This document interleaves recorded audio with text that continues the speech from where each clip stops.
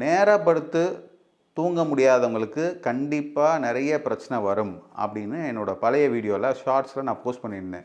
எப்படின்னா நேராக படுத்து தூங்கினாலே மூச்சு விட ரொம்ப கஷ்டமாக இருக்கும். அப்போ இந்த பக்கம் படுத்துப்பாங்க அல்லது இந்த பக்கம் படுத்துப்பாங்க. அப்படி தூங்குறதுனால ஃப்யூச்சரில் தோள்பட்ட வலி வரும் அப்படின்னு ஒரு வீடியோ போட்டிருந்தேன்.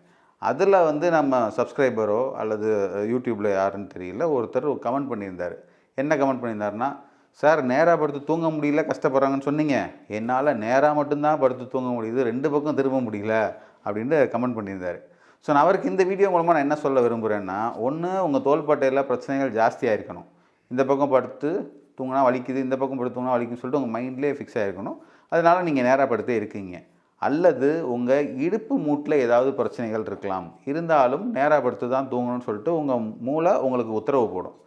இதெல்லாம் நல்லா இருக்குது, அப்படி பெட்டராக இருக்குதுன்னு ஃபீல் பண்ணிங்க, அதுக்கப்புறமும் சிக்கல் இருந்தது அப்படின்னா தாராளமாக என்னை வந்து பார்க்கலாம் நீங்கள். ஏன்னா மறைமுக பிரச்சனைகள், அதாவது என்ன நோயினே கண்டுபிடிக்க முடியல, இது எதனால் வருது அப்படின்னு தெரியல அப்படின்னு சொல்லிட்டு மெடிக்கல் சிஸ்டம் இன்றைக்கி ட்ராப் அவுட் ஆகிற நிறைய கேசஸை நான் பார்த்துட்ருக்கேன். That is chronic pain syndrome சொல்லுவாங்க, நீண்ட நாள் வலி. அப்புறம் இடியோபத்திக் பெயின் அப்படின்னு சொல்லுவாங்க, அதாவது என்ன காரணமே கண்டுபிடிக்க முடியல, கடுமையான வலி இருக்குது அப்படின்னு சொல்லி உங்களெல்லாம் ஒதுக்கப்பட்ட ஒரு நிறைய மக்கள் இருக்காங்க. அந்த மாதிரி கேசஸ், ஈவன் சைக்கோசோமேட்டிக் டிசார்டர்னு சொன்ன கேசஸ் வரைக்கும் நாங்கள் பார்த்துட்ருக்கோம். வலியே இல்லை, வலி இருக்குதுன்னு நினச்சிக்கிறாங்க, அப்படி வர்ற பேஷண்ட்ஸ் வரைக்கும் நாங்கள் பார்த்துட்ருக்கோம். அதனால் உங்களை லோக்கலாக நீங்கள் எந்த ஊரில் இருந்து அந்த கமெண்ட் பண்ணிங்கன்னா எனக்கு தெரியலை. பட் நீங்கள் லோக்கலாக என்னன்னு பாருங்கள். முடியலையா யோசிக்கவே யோசிக்காதீங்க, தாராளமாக நீங்கள் மதுரை ஆஸ்டியோபதி கிளினிக் வாங்க. We can show magic in minutes.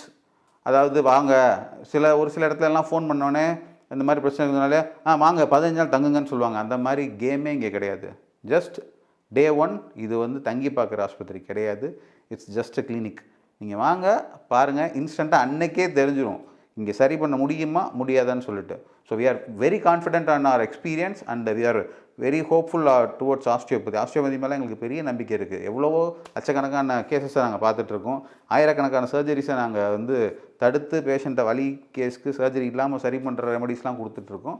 அதனால் நீங்கள் இந்த பிரச்சனையை பொறுத்த வரைக்கும் தாராளமாக நீங்கள் நம்பி வரலாம். Thank you. Myself doctor Satish from Madurai osteopathy clinic.